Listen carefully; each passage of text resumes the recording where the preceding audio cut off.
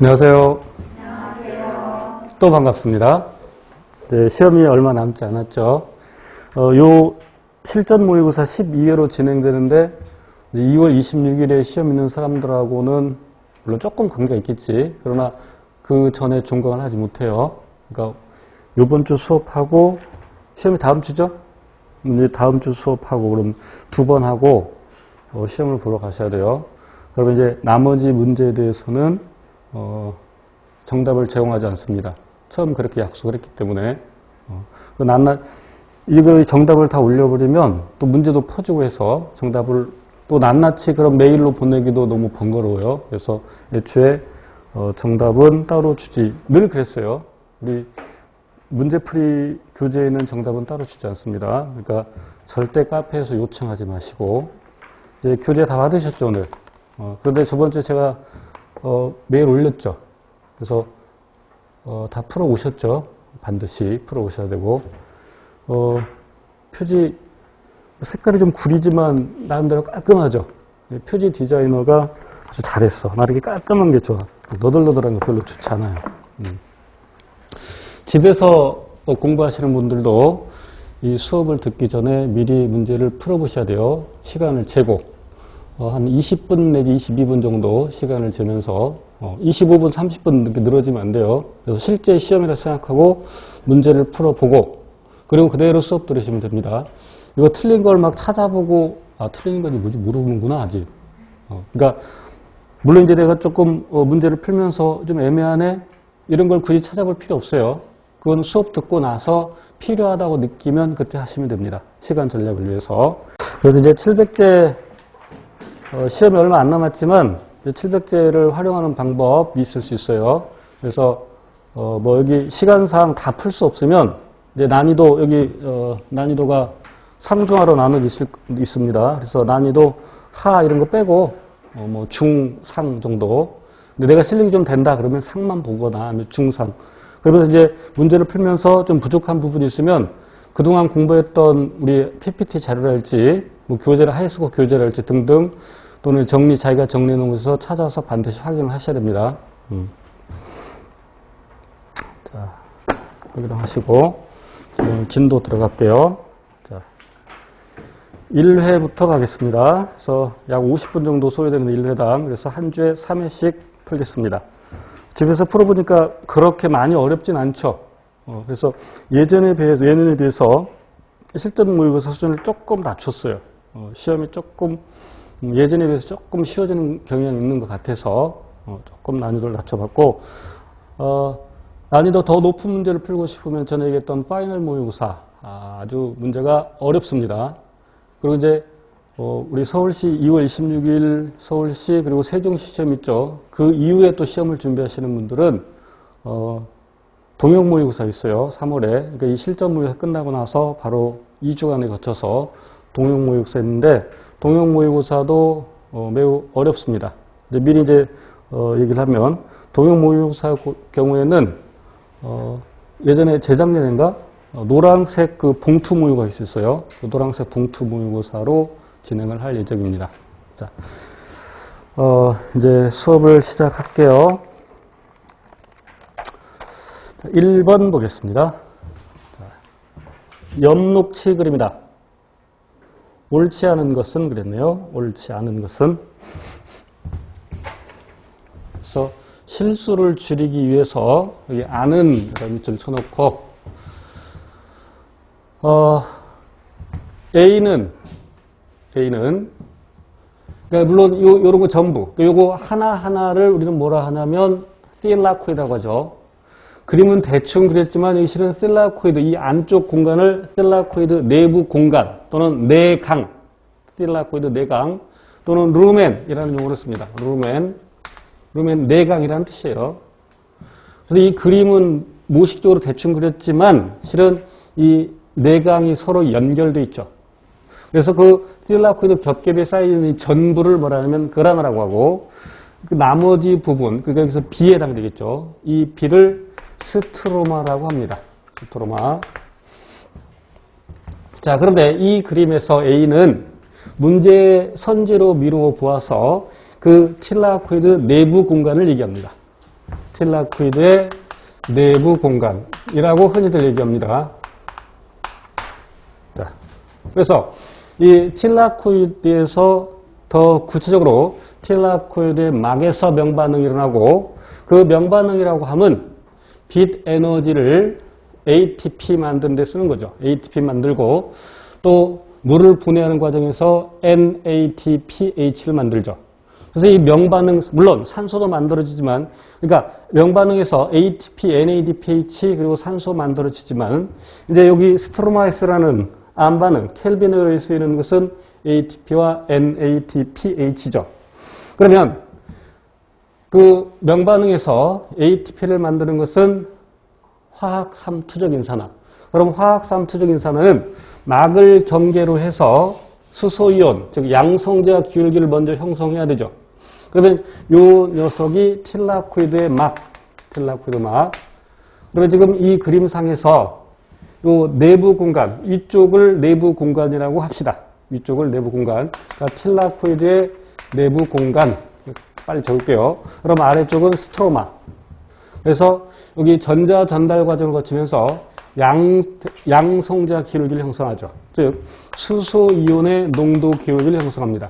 수소 이온은 저농도에서 고농도로 이동을 하죠.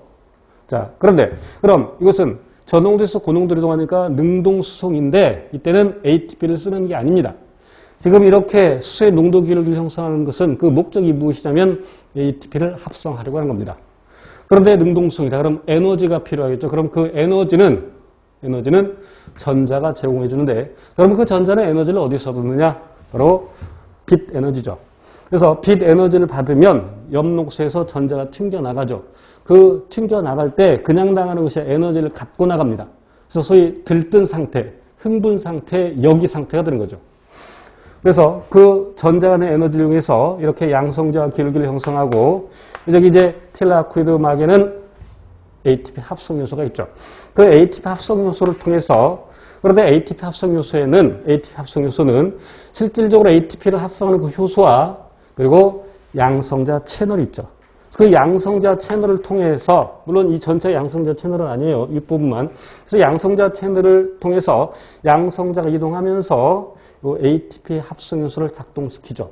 그래서 ATP를 만드는데 이와 같이 수소의 농도 기울기 가지고서 ATP를 만드는 것을 화학 삼투적 인산화라고 하죠. 물론 세포호흡에서도 일어나죠. 그러면 이제 pH는 여기서 수소의 농도는 이 틸라코이드 내부 공간이 더 높죠. 그러니까 pH는 더 낮죠. 그래서 1번은 맞는 겁니다. 2번 A에서 물이 분해된다. 그 틸라코이드 내부 공간에 있는 물이 분해가 되죠.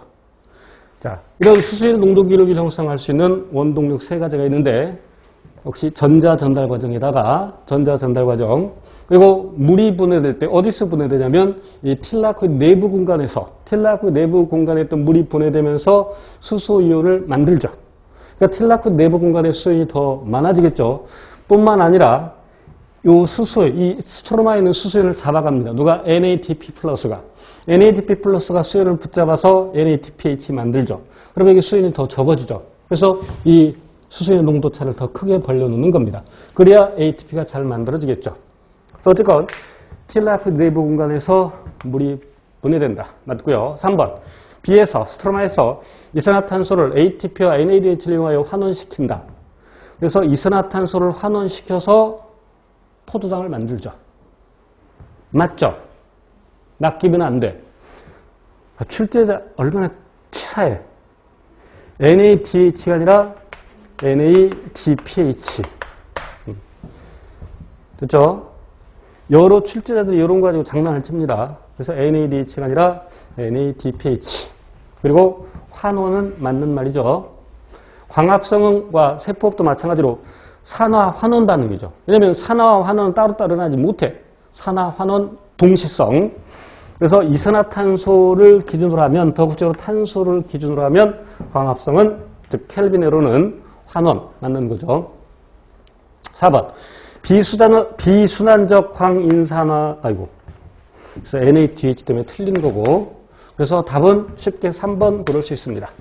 4번 비순환적 황인산화는 여기서 광인산화라고 하는 것을, 여기서 인산화는 인산기를 붙이는 것을 인산화라고 하는데 여기에서는 ADP에다가 인산기를 붙여서 ATP를 만드는 과정. 그런데 그 에너지원이 결국 빛이니까 광인산화라고 하는데 그래서 순환적 광인산화와 비순환적 광인산화가 있는데 순환적 광인산화에서는 물론 더 구체적으로 표현하면 전자흐름이라고 표현을 해야 돼요. 전자흐름. 그래서 순환적 전자흐름은 관계원만 관여하고 다시 말하면 P680과 P700 중에서는 P700만 관여하고 그리고 비순환적 전자흐름은 관계2와 관계1이 모두 관여하죠. 제가 비순환적 전자흐름을 얘기할 때 관계1과 2가 관여한다고 표현 안 하고 관계2와 1이 관여한다고 한 것은 관계2가 먼저기 때문이죠. 전자흐름에서.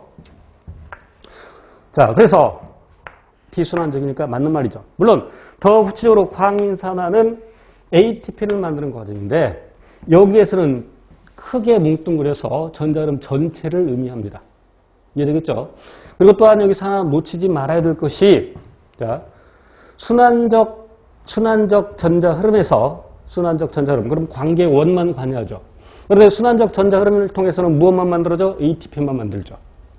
그래서 순환적 전자흐름에서는 순환적 전자흐름에서는 관계원이 ATP를 합성하게끔 합니다. 그런데 비순환적 전자흐름에서는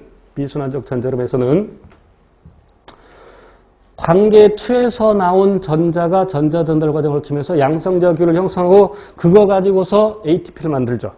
비순환적 전자흐름에서는.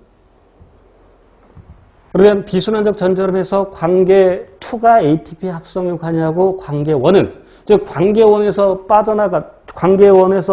관계1에서 그러니까 P700을 떠난 전자가 비순환적 전자흐름에서 어디로 가? NADP 플러스한테 가죠. 그래서 NADPH를 합성하는데 쓰이겠죠. 그래서 좁은 의미로 비순환적 광인산화 출제자가 만약에 광인산화 요거 실질적으로 ATP를 합성하는 것만 초점을 맞췄다면 그것은 관계 2가 되겠죠. 이해하시겠죠? 그러나 이 출제자는 여기 광인산화를 전체 전자 흐름까지 포함을 시킨 겁니다. 알겠죠? 지금 이 문제에서는 3번 지금 틀린 걸 고르라고 했는데 명확하게 3번이 있으니까 4번을 그렇게 유출을 해야 돼. 그런데 때에 따라서 4번 문장이 틀릴 수도 있다는 얘기야. 왜? 여기 광인산화만 초점을 맞추면 인산화에만 초점을 맞추면 ATP를 합성하는 거니까. 그럼 비순환적 전자흐름에서 ATP를 만드는 것은 관계2다 이 말이지. 이해됐죠? 그러나 역시 관계2가 원활하게 다 진행이 되려면 관계원도 있어야 되니까 여기 출제자는 그냥 크게 뭉뚱그려서 봤다 이렇게 해석을 해야 되는데 아시겠죠? 자, 2번.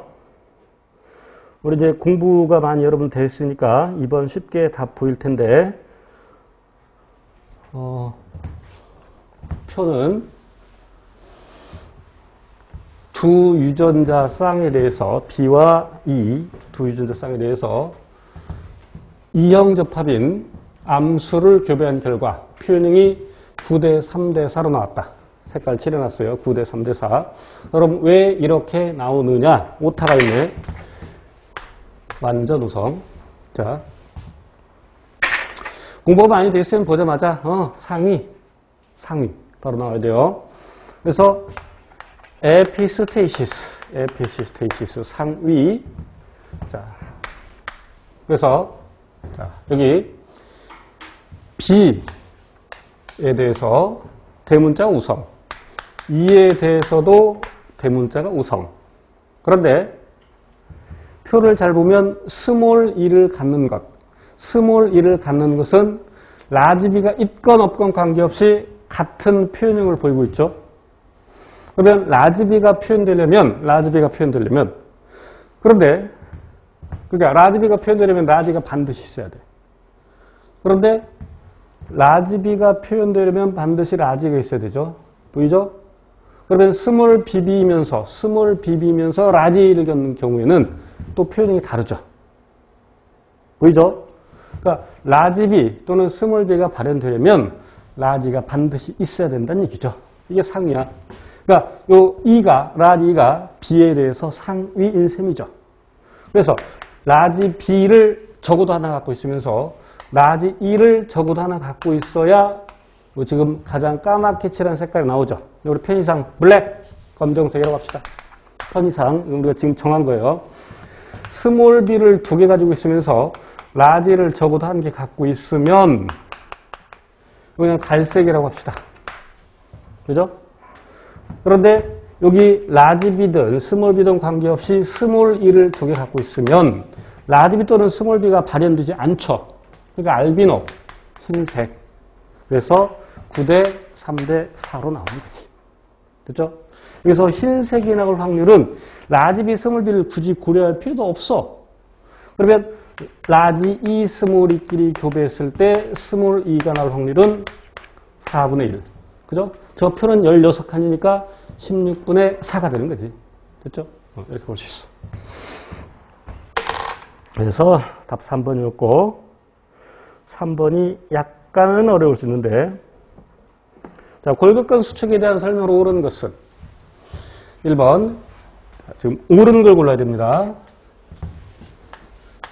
ATP가 마이오신에 결합하면 액틴이 마이오신에 결합한다. 봐. 요거야, 이거. 우리 연습 많이 했어. 자, 액틴 필라멘트는 무엇으로 구성되어 있냐면 액틴 분자하고 그래서 액틴 분자가 쪼르륵 연결되고 또 쪼르륵 연결되어서 그 2개가 서로 2줄이 줄여 편하게 표현할게요. 이렇게 나선형으로 꼬여 있고 그 액틴 분자 각각에는 우리 그냥 구멍이라고 표현했었죠. 여기 마이오신 머리가 결합할 부위를 갖고 있죠. 그런데 그것을 누가 가리고 있냐면 트로포마이오신이 가리고 있고 그리고 또 요 액틴 필라멘트는 누가 있냐면 트로포닌 또는 트로포닌 복합체라고 하는 녀석이 있죠. 다시 액틴 필라멘트를 구성하는 것은 액틴 그리고 트로포마이오신 그리고 트로포닌 복합체. 자, 그런데 이 마이오신 머리에는 ATP 가수분해 효소가 있죠. 그래서 ATP가 여기 붙어서 가수분해되어서 ATP는 에너지가 마이오신 머리로 옮겨져 오면서 에너지가 많은 상태. 그런데 이제 수축 신호를 운동신경 말단에서 보내면 또 결국 칼슘이온 소포체들 칼슘이 나와서 트로포닌 복합체 붙죠. 그럼 트로포닌 복합체 붙으면 트로포미오신이 살짝 빗기죠. 그럼 이 마이오신이 액틴에 결합을 하죠. 그래서 땡겨주는 겁니다. 이 땡겨주면서 ADP와 인산기가 떨어져 나가죠. 그러나 이걸 떨어뜨리려면 뭐가 필요해? ATP가 필요하죠. 그래서 ATP가 결합하면서 분필로 표현할게요. ATP가 붙으면서 이렇게 분리가 되죠. 그럼 이 상태에서 그럼 이 녀석은 아직 에너지가 적은 상태야. 왜? ATP가 에너지를 가지고 있는 거야. 그럼 이게 ADP 인산기로 분해되면서 다시 펼쳐진다고 표현할게요. 그래서 에너지가 많은 상태가 되죠. 마이오신 머리가. 그래서 반복해서 이렇게 당기는 겁니다. 어느 정도. 자, 그러면 ATP가 마이오신에 결합하면 액틴으로부터 마이오신이 분리되죠. 그러니까 틀렸고 마이오신을 가리고 있는 트로포마이오신이 떨어지면 칼륨 트로포닌 복합체가 변형된다. 칼륨이 아니라 칼슘이고 실은 여기서 마이오신을 가리고 있다는 표현, 그러니까 트로포마이오신이 액틴을 가린다고 표현할 수도 있고 마이오신을 가린다고 표현할 수도 있어. 왜? 액틴에 달라붙음으로써 마이오신이 못 오게 하니까. 그런데 칼슘 이온이 트로포닌과 결합을 하면 칼슘 이온이 트로포닌과 결합하면 트로포마이오신이 액틴에서 떨어지죠. 이거 틀렸죠? 어쨌거나 여기 칼륨이라고 해서 벌써 틀려버렸고. 됐지? 3번. ATP가 가수분해 되어서 인산기가 마이오신에 결합하면 근육이 일어난다. 뭔 소리야? ATP가 인산기가 마이오신에 결합하면 근육이 일어난, 아니, 에너지가 많은 상태가 되죠. 조금 애매한데 좀 다시 볼게요. 4번. 칼슘이 근세포질 세망에서 또 새로운 용어가 나왔다고 놀라지 마시고 이 근세포질 세망이 뭐냐면 뭐겠어? 이런 단어가 이런 용어가 처음 등장을 했어도 이미 알고 있는 내용으로 유추를 해야 되죠. 그럼 칼슘이 원래 어디에 들어있어? 소포체, 활면 소포체 들어있죠. 그 녀석이 결국 그 활면 소포체까지 활동전이가 전달되어서 옮겨져서 그 활면 소포체는 칼슘이 세포질로 빠져나오죠. 그러면 그 칼슘이 트로포닌 복합체에 결합하면서 근육이 수축되죠.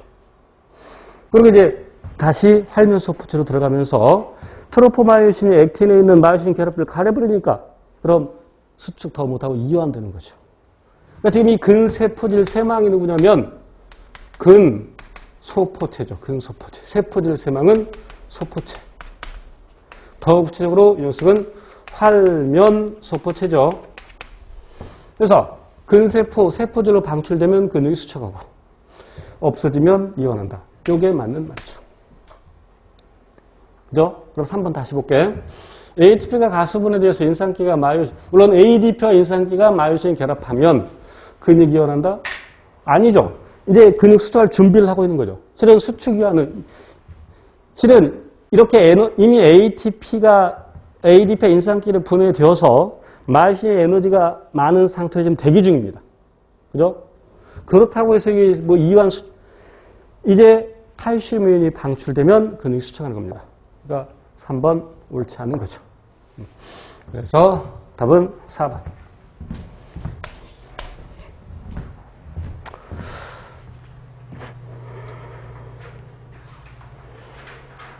자, 4번 문제 볼게요.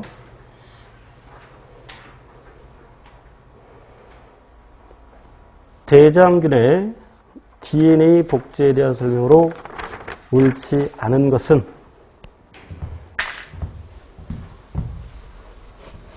자, 우선 복제가 되려면 DNA가 풀어져야 되죠. 두 가닥으로 됐던 DNA가 풀어져야 돼. 그 DNA를 풀어주는 효소를 헬리케이스 또는 헬리카즈라고 하고 복제 분기점에서 부모 가닥에 이중나선을 풀어준다. 맞죠? 2번 프리메이스 또는 프리마제 DNA 중합요소의 한 종류이다. 이 프리메이스는 뭘 만드냐면 RNA 프라이머를 만들죠. 엄밀히 말하면 RNA 중합요소의 한 종류죠. 그러나 전체적으로는 DNA 중합에 관여하죠. DNA 합성에. 그러니까 이런 표현들은 참으로 애매합니다.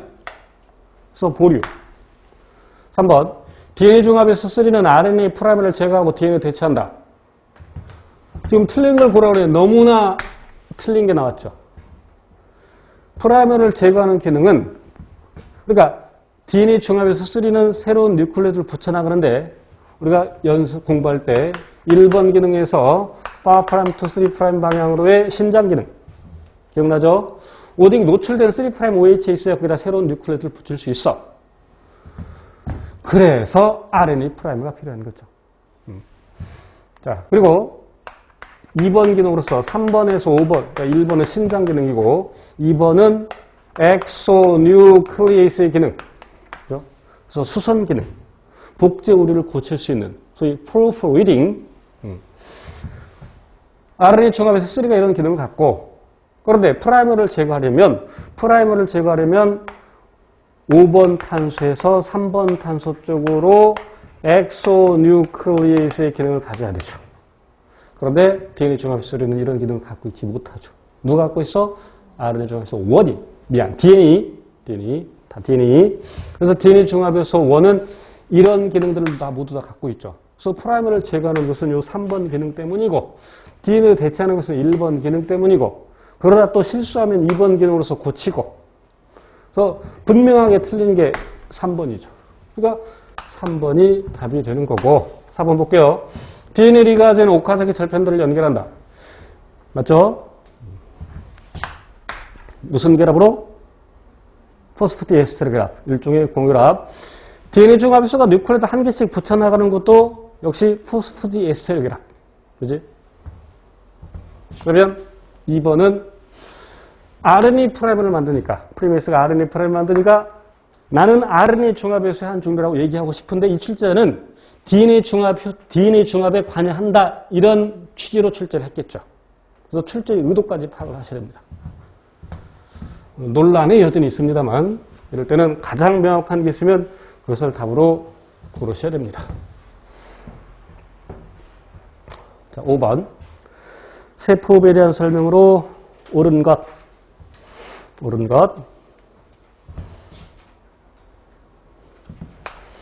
기억. 해당 과정에서 기질 수준의 인산화로 사이트를 생산한다. 여기서 생산이라고 했기 때문에 일단 그런데 4개를 만들기 위해서 2개를 썼죠. 그러니까 순이득은 2지만 일단 생산은 4가 맞는 거죠. 그지? 그러나 출제자는 순이득에다가 초점을 맞출 수도 있죠. 그래서 조금은 애매할 수 있어요. 니은 포당은 전자전달기를 거치면서 완전 산화된다. 포당이 완전히 산화되는 것은 TC의 회로. 포당이 산화되면서 이산화탄소가 만들어지는데 포당은 6탄당이고 그럼 이산화탄소가 피루부산의 산화 과정에서 나오고 그죠? 그리고 TC의 회로에서 나오고 그런데 피루부산의 산화 과정에서 이산화탄소가 2개 나오고 TC 회로에서 2개인데 포당 한 분자 물론 피루부산 한 분자를 기준으로 하면 그 산화 과정에서 이산화탄소 1개 나오죠. TC 회로에서 이산화탄소가 2개 나오죠. 그런데 포당 한 분자당 피루부산이 2개 만들어지니까 곱하기 2 하면 6CO2가 만들어지는 거야. 포당은 6탄당인데 탄소 6개 원자, 이산화탄소 6개. 그럼 산화가 다 끝나는 거죠. TC 회로에서. 그래서 니은 틀렸고 지금 세포의 전 과정은 미토콘드리아를 한다. 너무 쉽죠. 해당 과정은 세포 기질에서. 그래서 만들어진 피루부산은 미토콘드리아 외막은 비교적 쉽게 통과하고 내막을 통과할 때 약간 에너지를 써서 밑으로 기질로 가서 미토콘드리아 기질에서 피루부산의 산화 그리고 미토콘드리아 기질에서 TC의 회로 일어나고 또 미토콘드리아 내막에서 전자전달 과정에 따른 화학 삼투적 인산화, 즉 산화적 인산화가 일어나죠. 자, 그럼 여기 산화.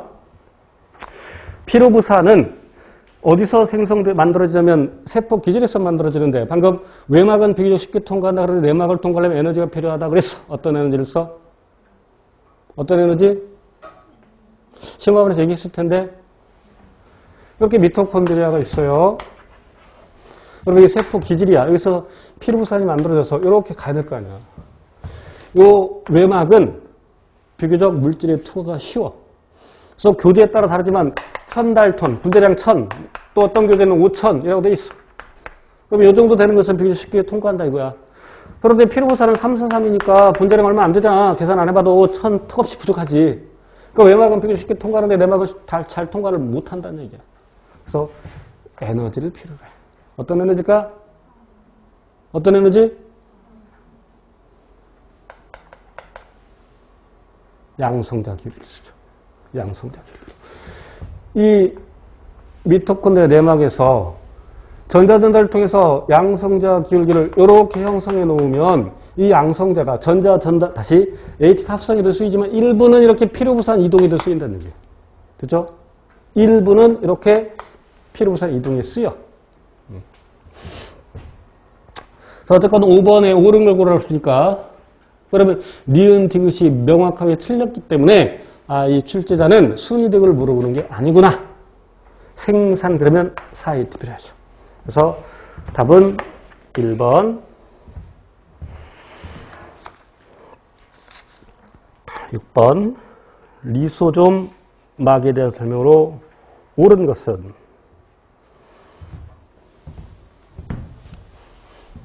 옳은 것. 가수분해 요소는 세포질의 pH로부터 격리되어 산성으로 유지된다. 리소좀 내에 있는 효소들은 산성 조건에서 잘 작용을 하죠. 그래서 1번은 맞는 말이죠. 바로 1번이 답이죠. 2번 갱글리오시드는 일종의 당지질인데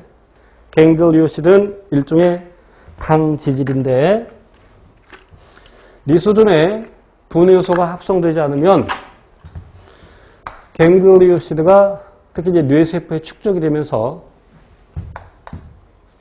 낭성소묘증이 아니라 테이삭스병을 일으키죠.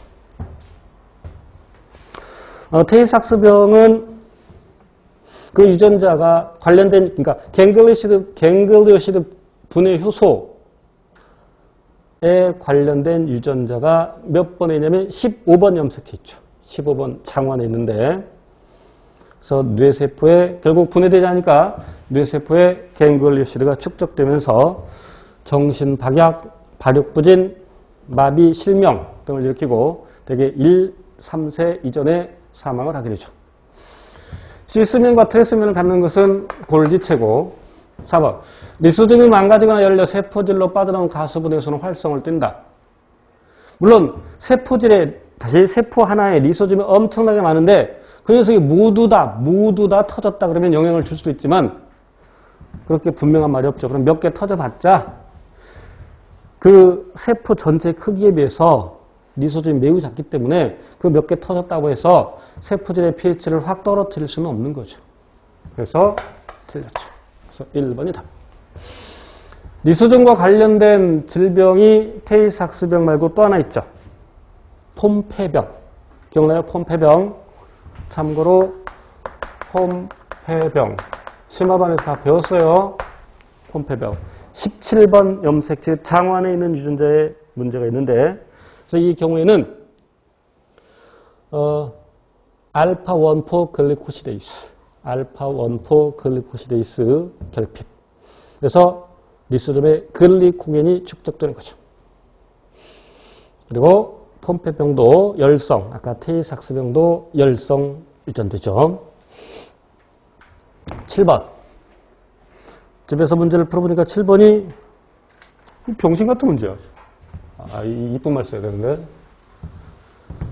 일단 볼게요. 진짜 이렇게 출제가 됐어. 진짜 이렇게 출제가 됐어. 출제자는 도대체, 물론 복원이 좀 잘못될 수도 있어요. 그럼 복원이 제대로 됐다면, 출제가 약간 좀 제정신이 아닌 거지. 젖당이 활성화된 상태로 합성되어, 젖당이 있을 때 없을 때, 그런데, 그러면 지금 젖당 오페론과 관련되는 거죠. 그럼 조절 유전자의 발현에 의해서 억제 물질이 만들어지죠. 그런데 그 억제 물질은 젖당 유무에 관계없이 활성 상태로 만들어진다고 그랬죠. 이건 젖당 유무에 관계없이 활성 상태로 만들어져. 자, 그런데 그 억제자가 어디에 결합해? 다 잊어버렸어? 이러면 오늘 집에 늦게 가는 거야. 조절 유전자, 프로모터, 그리고 작동자, 구조 유전자, 락지, 마가이, 라게이. 기억나죠? 꾸야 지금. 구조 유전자라고만 쓸게요. 시간상. 그래서 조절 유전자에서 RNA 만들어지고 mRNA, 그리고 해독되어서 단백질 만들어지면 이게 억제자. 그런데 젖당 유무에 관계없이 항상 활성 상태. 그럼 이 녀석이 활성 상태라는 얘기는 억제자에서 기능을 할 수 있다는 얘기인데 그 녀석이 어디에 결합하냐면 작동자에 결합해. 그죠? 그럼 작동자에 결합하면 RNA 중합에서 프로임이 못 붙어. 그러니까 구조유전자의 전사결합 하지 못해. 그럼 이런 상황은 젖당이 있을 때 없을 때야? 없을 때죠. 그러면 작동자가 되겠고, 나는 작동자가 되겠고, 결합하여 RNA 중합에서가 원모에 결합하여 전사가 되지 않는다. 미친 거 아닙니까? RNA 중합에서가 결합을 하지 못해. 그죠? 그지? 그래서 이것은 이 문제를 통해서 그냥 내용만. 그래서 RNA 중합에서가 결합하면 전사가 돼야 되는데, 그죠? 근데 좀 잘못됐어. 복원이 잘못됐어. 됐죠? 그래서 지금 설명한 것은 젖당이 있을 때 없을 때? 젖당이 없을 때. 그러면 여기 만약에 여기 젖당이 없을 때가 되려면 작동자에 결합하여 RNA 중합에서가 프로모터에 결합하지 못해 전사가 되지 않는다. 이 모태가 빠진 것 같은데. 그죠? 그렇게 보고서 답을 일단 3번으로 합시다. 젖당이 있으면 활성 상태로 합성이 되지만 젖당이 이제 이성질체가 되어서 알로락토스가 되어서 비활성 상태가 되어서 다시. 그래서 억제에 붙어서 억제를 비활성 상태로 만들죠. 그럼 억제자가 못 붙으니까 프로모터에 RNA가 붙고 전사가 일어나고. 그때는 저땅이 있을 때. 8번 사람의 효소의 특성으로 옳지 않은 것 그랬습니다. 옳지 않은 것. 효소는 활성화 에너지를 낮춰주고요. 그래서 반응을 촉진하죠. 1번은 맞는 말이고 2번 생체 촉매로서 한 번 작용이 소멸된다. 반응 후에 기질의 반응 후에 효소는 원래 상태로 다시 되돌아서 재활용이 가능하죠. 재사용이 가능하죠.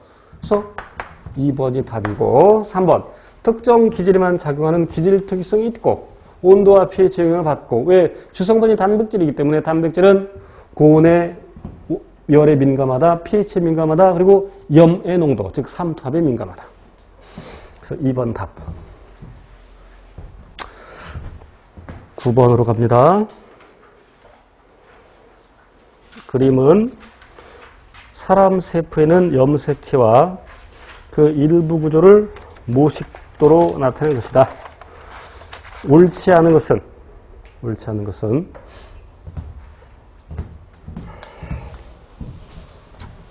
문제는 어렵지 않는데 얘는 응축된 상태의 염색체를 나타내고 있는데 그럼 이 염색체 하나에는 염색 분체가 2개 들어있고 각각의 뭐가 있냐면 각각의 동원체가 있죠.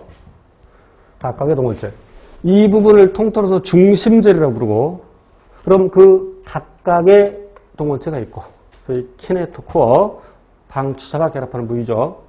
그런데 이렇게 구조를 볼 가능성은 적습니다만 요 폭이 이 나비가 얼마?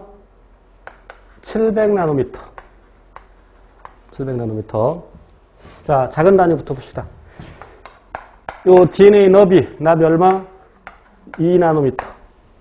3.4나노미터는 다시 10회전했을 때 그 길이.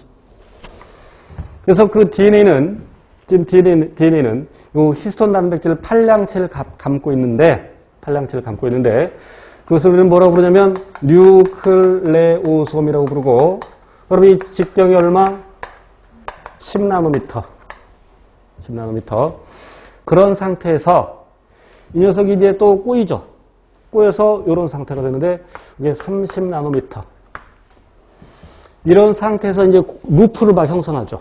루프를 형성하면서 응축이 되는데 여기 중간에 300나노미터가 빠져 있죠, 지금. 그 사이에. 그렇죠? 물론 저렇게 구체적으로 볼 가능성은 적습니다만. 그 다음에 1번부터 볼게요. A는 염색체, DNA 단백질 복합체다. 맞죠? 그럼 틀린 걸 찾아야 됩니다. 1번 맞고. 2번 비상태에서 전사를 한다.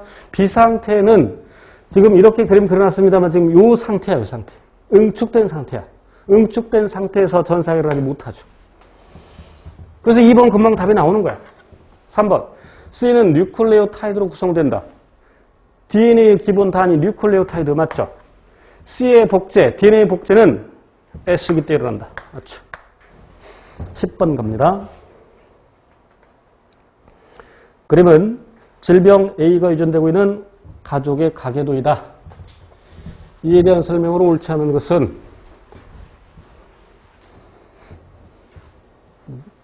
이건 기출문제 같은데?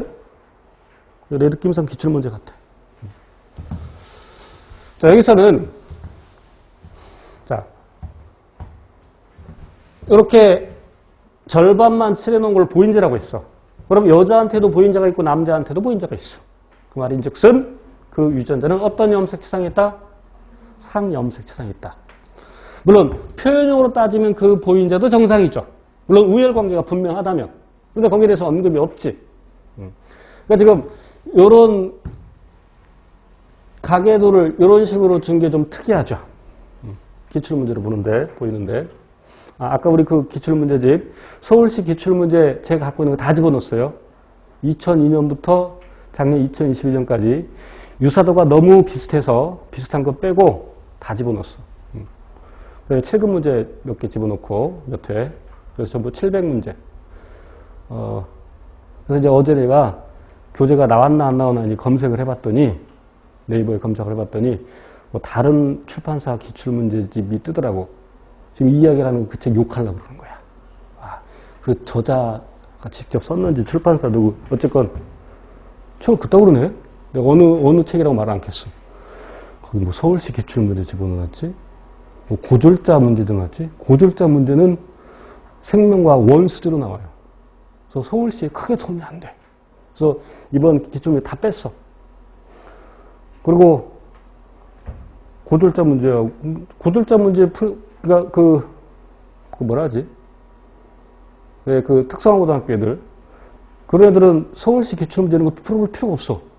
왜? 너무 어려워. 생명과학 원 수준인데. 그래서 예전에 고3들이 수업 시간에 몇 명 있었어. 몰랐는데 1일 특강 때 4명 있는데 이제 점심시간에 와서 얘기를 하니까. 근데 걔네들은 그걸 심화반까지 다 공부하고 있어. 물론 그때는 2까지 나오긴 했었는데 그래서 그 중에 3명은 우수한 성적으로 붙었어. 굳이 그렇게 할 필요 없는데 어쨌건 그리고 뭐 아까 그 책 방대한 기출문제를 실었대. 그래서 몇 문제가 세봤어. 아니 세보면 몇 년도 세보면 되잖아. 16개 문제 집어넣었어. 그럼 320문제. 그걸 방대하대.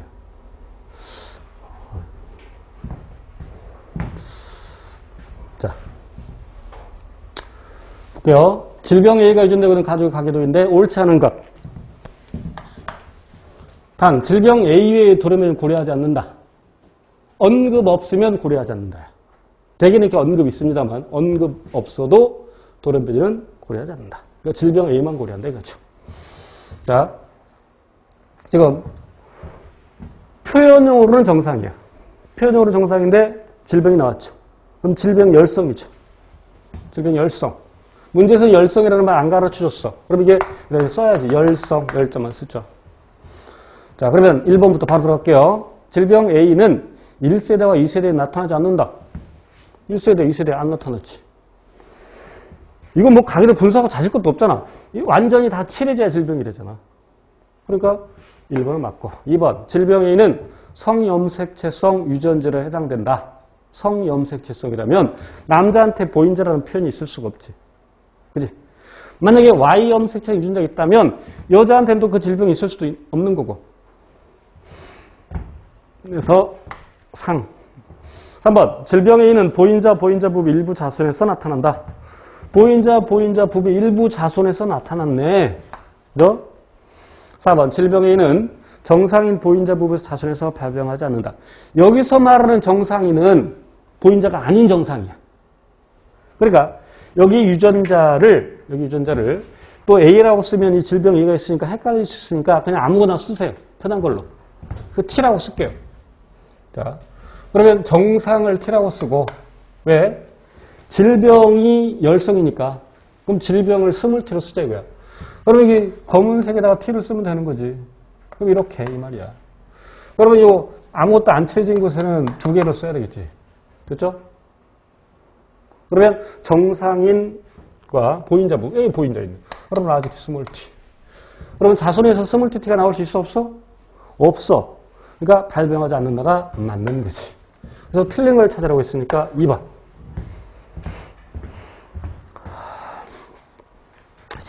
11번. 신경계에 대한 설명으로 옳은 것은 옳은 것. 1번. 중추신경계 뉴런의 축삭을 둘러싼 수초는 희소돌기 신경교세포. 신경교세포 다른 말로 하면 아교세포. 희소돌기 아교세포. 기억나죠? 중추신경계통에서는 희소돌기 아교세포가 수초를 형성하고 말초신경계통에서는 휴반세포가 수초를 형성하죠. 휴반세포도 다시 기억하세요. 자, 2번 흥분 전달을 위한 신경세포의 탈분극은 나트륨 이온이 급속하게 세포 외곽으로 이동하면서 세포 외곽이 아니라 세포 내로 이동하면서. 그래서 틀렸고 3번 세포막의 전이가 역치보다 낮을 때 활동전이가 발생된다. 활동전이는 자 보세요. 이렇게 휴지전이 상태에서 역치 미만의 작을 주면 올라갔다가 금방 떨어지죠. 역치 이상의 자극을 주면 역치 전위까지 도달하고 확 증가하고 이렇게 되고. 그래서 여기까지 올라갔다 내려와야 그것이 활동전이야. 물론 올라가면 저절로 내려오게 돼 있으니까. 그러면 역치 미만의 자극을 주면 막전위의 변화는 이만큼 생기지만 활동전위는 발생하지 않죠. 4번 휴지전위에서 막을 통한 이동은 없다. 휴지전위에서 나트륨 칼륨 펌프 작동하니까 또한 수동 통로, 칼륨의 수동 통로가 열려 있죠. 그래서 이동이 있습니다. 그래서 답은 1번이고요. 12번.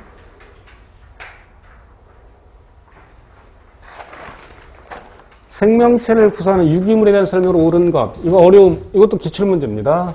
기출문제 몇 개 들어가 있어요. 몇 개 들어가 있어. 그래서 우리, 400제 플러스 10제 풀어봤었죠. 그래서 거기서 유사도가 조금 있는 것은 따로 빼서 여기다 집어넣었어. 그래서 이게 기출문제가 17문제가 들어있어요. 7급 포함해서. 자, 그래서 7급 문제인데, 기억. 알파나 선구조와 베타 병풍 구조는 단백질의 2차 구조이죠. 2차 구조. 니은, 다당류는 에너지 저장과 세포 구조의 구성물질 역할을 한다. 다당류 에너지 저장하죠. 1g당 4kcal. 그래서 이 에너지 저장에 쓰이는 것은 녹말, 그리고 글리코겐. 세포 구조의 구성물질을 하면 셀룰로스를 생각하면 되겠죠. 그럼 키틴. 키틴도 다당류에 해당이 되죠. 물론 질소를 갖고 있죠. 그래서 니은 맞고, 이건 핵산은 유전정보 저장, DNA 얘기하겠죠? 물론 바이러스의 경우에는 RNA가 유전정보 저장 역할을 하겠지. 전달. 그럼 생물이라면, 생명체라면 유전정보의 전달을 하면 mRNA 얘기하겠죠. 그래서 단백질 합성에 관여하는 에너지원의 기능이 있다. 에너지원 탄단지라고 암기하고 있으면 답을 못 찾는 거야.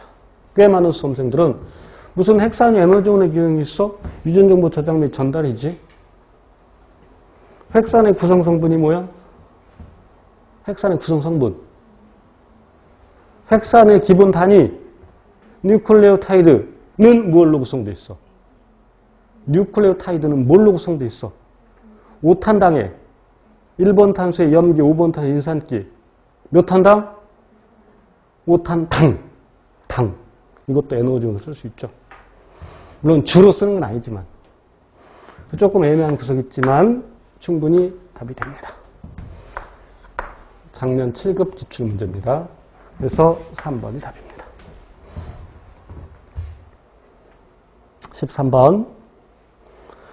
바이러스의 설명으로 옳지 않은 것. 옳지 않은 것. 질병을 유발하는 바이러스는 RNA 유전체만을 가지고 있다. RNA 유전물질로 갖는 녀석도 있고 DNA 유전물질로 갖는 것도 있고 우리 다 외우고 있죠. 외우고 있어야 돼. 시간상 그냥 지나갈게요. 틀렸고. 바이러스는 한 종류의 숙주만 감염시킬 수 있다. 원래는 그랬지만 돌연변이에서 이를테면 조류독감 바이러스 생각하면 원래 숙주 동물은 새였어. 조류. 그런데 돼지 거쳐서 사람에게도 전염이 되죠. 그러니까 틀렸죠. 한 종류만 했으니까 틀렸어.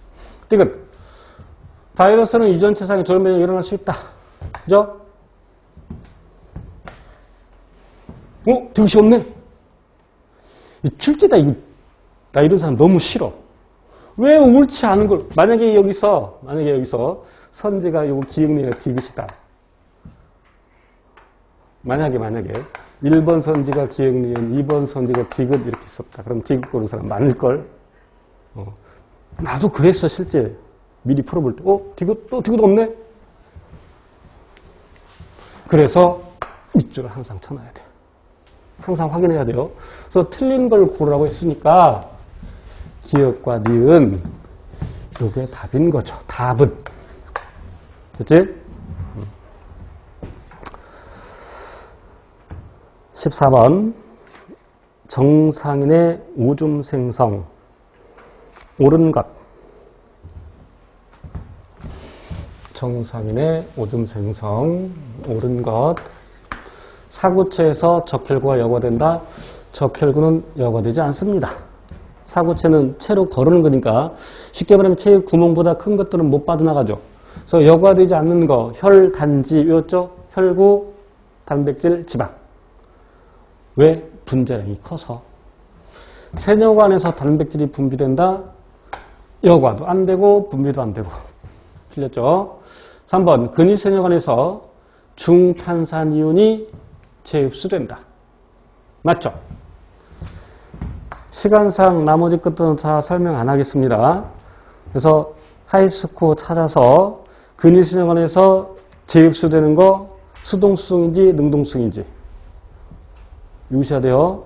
또 분비되는 거 수동인지 능동인지 또 헬레고리에서 그리고 원위세뇨관에서 각각 다 외우셔야 됩니다.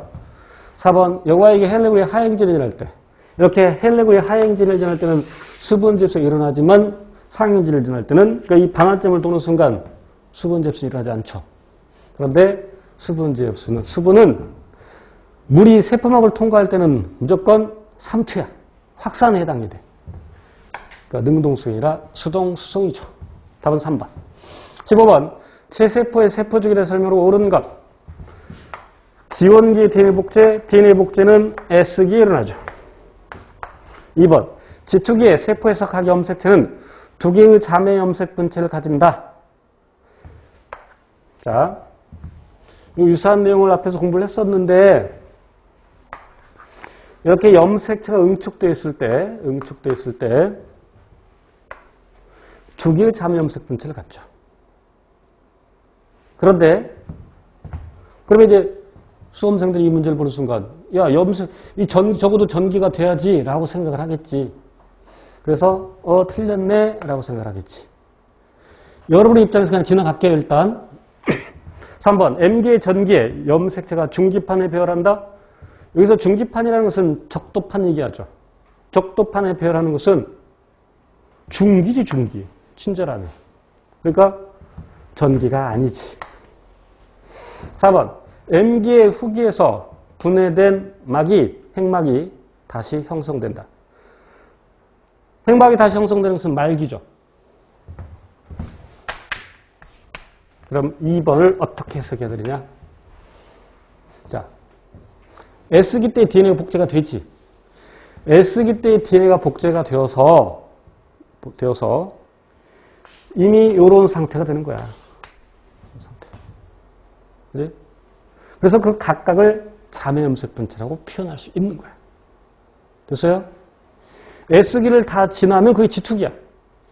이미 DNA 복제가 돼 있어. 이해됐죠? 그러니까 지투기 때 자매 염색 분체를 이미 가진다. 라고 표현할 수 있어요. 그래서 2번이 답이죠. 16번. 척추동물의 발생 과정에서 외배엽으로부터 형성되는 것. 시험에 굉장히 자주 출제가 됩니다. 그래서 외배엽부터 형성되는 거. 외배엽부터 형성되는 거. 피부 상피 또는 그것의 유도체, 모낭, 땀샘 뭐 등등 시간상 다 하지 못하고 하지 않고 생략하고 신경계 외배엽으로부터 만들어지죠. 뼈, 중배엽, 혈관, 중배엽, 갑상샘은 내배엽. 나머지 것들도 하이스코 그러니까 여러분이 일단 써봐. 그래서 외배엽, 내배엽, 중배엽 쭉 써보세요. 그리고 하이스코 같이 확인해 보시고 이제 그런 단계를 거쳐야 됩니다. 17번 간은 세포를 통한 포도당의 분해 과정. 나는 ATP와 ADP 사이의 전환. 옳은 것. 바로 문제 들어갈게요. 니은은 이 과정입니다. 니은. 자, ADP에 인산기를 붙여서 ATP를 합성하는 과정이죠. 그러니까 이게 동화에 해당이 되죠. 그럼 여기 들어가는 에너지는 어디서 와? 여기서 와. 그지? 물론 이 에너지는 포장에 저장된 에너지 전부야. 근데 그 전부가 다 여기에 쓰이는 건 아니죠. 일부만 쓰이죠. 그러니까 얘는 일단 이화작용이 아니라 동화작용이고, 물론 세포분 전체적으로 세포분 전체로 이화작용이지만 그 속에서 ATP를 합성하는 인산화 과정은 동화작용이다. 여러분 강조했었죠? 기억에서 방출된 에너지는 생명활동에 이용된다. 기억은 여기죠. 그럼 ATP 만들었다가 여기 저장되죠. 1몰당 7.3kcal. 그걸 분해하면서 나온 에너지를 여러 가지 생명활동에 쓰죠. 3번, 포장의 분해를 통해 생성된 에너지가 기억에서 흡수된다. A가 기억에서 흡수된 니은에 흡수된다. 설명했고, 이게 니은. 세포 과정에서 방출된 모든 에너지가 아니라 일부 에너지. 약 몇 프로? 약 34%. 686kcal 분해 전부 최대 34 ATP. 맞아? 그리고 여기 7.3. 그죠? 32다. 32지. 왜 나를 현혹시켜? 해당 과정에서 EATP, TCA로에서 EATP. 그럼 산화적인 산화에서 NADH가 10개 나오고 FADH 2개. 물론 이제 몰이라고 해야죠. 그래서 이거 3으로 계산하고 2로 계산하고, 그러면 얘가 34에다가 38이지만 요즘은 이게 바뀌었죠. 2.5, 1.5로 계산하죠. 그러면 얘가 28이지. 그러니까 32지. 그래서 퍼센트로 나타내서 100을 곱해. 또 열심히 막 계산기 누르고 있다. 실제 시험에 나오면 이거 언제 계산하고 있어? 딱 보니까 100, 그럼 100이 6.86. 두 개쯤 6.86이잖아? 7.3이니까 요게 1보다 크죠? 그럼 32보다 조금 더 크겠지. 시험에서는 그렇게 해서 그 가까운 거, 근데 32보다 조금 더 큰 게 막 두 개 있다. 34도 있고 35. 이미 출제자가 변태거든. 물론 그런 경우는 계산을 해봐야 되지만. 그래서 약 34%. 일부만 ATP 합성에 쓰이고 더 많은 에너지는 열로 바뀐다. 그래서 옳은 걸 고르라고 했으니까 2번, 18번 갑니다. 양성 피드백. 많으면 더 많게. 옥시토신. 강조했었죠? 접분비와 관련해서도 양성 피드백이죠. 에틸렌. 기체. 그래서 익은 과일에서 에틸렌이 분비돼서 그 과일을 더 익게 만들죠. 그래서 과일을 보관할 때는 구멍을 뽕뽕 뚫어놓거나 가끔 환기를 시켜줘야 된다. 과도하게 익는 걸 막기 위해서.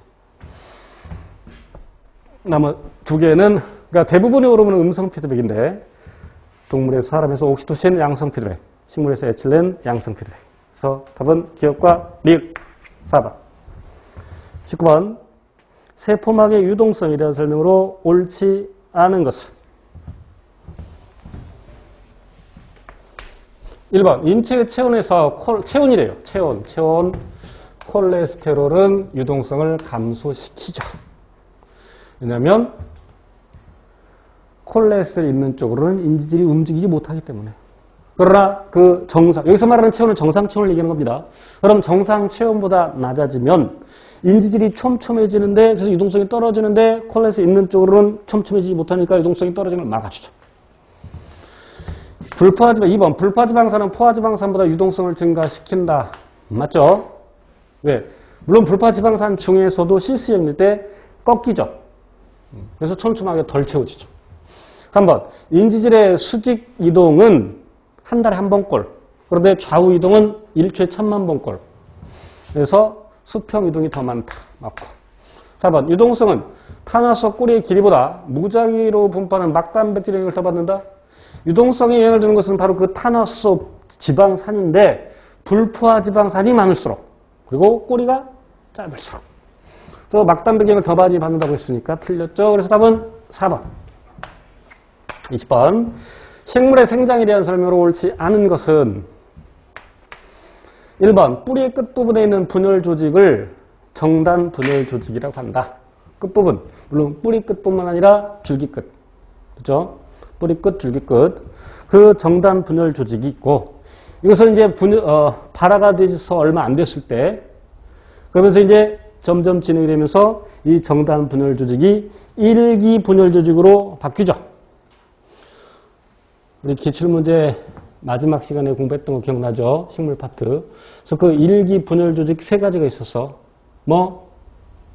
원표피, 그리고 기본 분열 조직, 그리고 전형성층.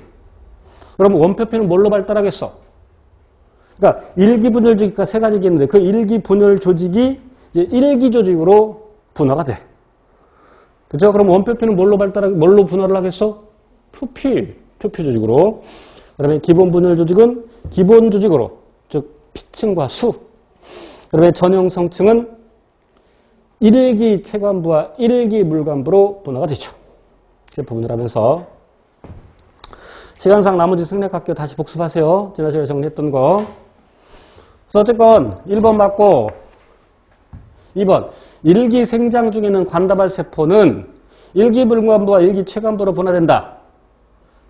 제대로 공부하는 학생은 물론 대충 공부했으면 관다발 세포가 물관부, 체관부 되겠지. 그러나 이게 더 구체적으로 하면 방금 얘기했던 전형성층 있는 세포가 되겠지. 여기서 이렇게 표현을 했어. 혹시 출제자가 전형성층을 노리고 출제할 수도 있으니까 더 읽어봐야 된단 말이야.